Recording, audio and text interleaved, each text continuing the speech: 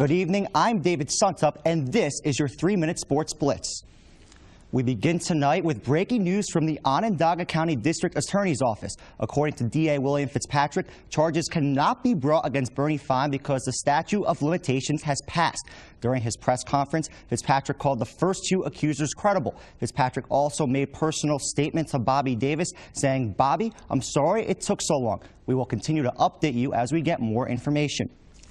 As for the action on the court, it's almost like the Syracuse basketball team never loses at the Carrier Dome in November and December. Since the 2008-2009 season, the Orange is 34-1 against non-conference opponents at the Dome. Last night, the team hosted Marshall out of Conference USA.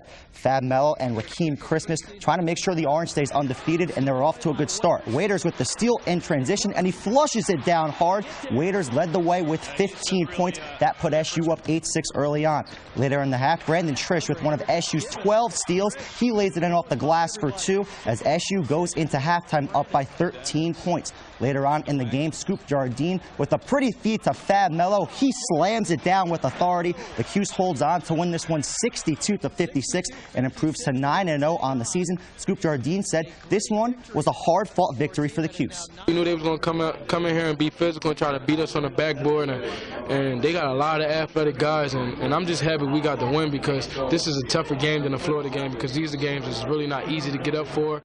Syracuse looks to move to 10-0 Saturday against George Washington before having a week off when it travels to NC State. Some other games around the Big East. Number 14 Pittsburgh, a 97-70 winner over Virginia Military. The Panthers set a school record with 60 rebounds in the game. In the Jimmy V Classic, number 11 Marquette squeaked by Washington 79-77 at Madison Square Garden.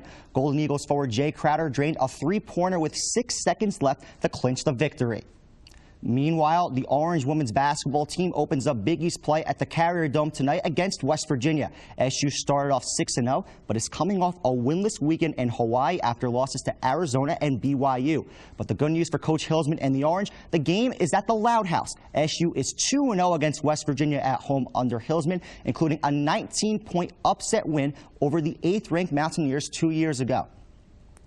It will be a special year for the Heisman Trophy in Central New York. 50 years ago, Syracuse running back Ernie Davis became the first African-American to receive college football's highest honor, and another player will join Davis this weekend. Stanford quarterback Andrew Luck headlines this year's finalists. He's the only player to return from last year's ceremony. Baylor quarterback Robert Griffin III is the other QB on the list. Rounding out the nominees, LSU cornerback Tyrann Mathieu, Wisconsin running back Monty Ball, and Alabama running back Trent Richardson.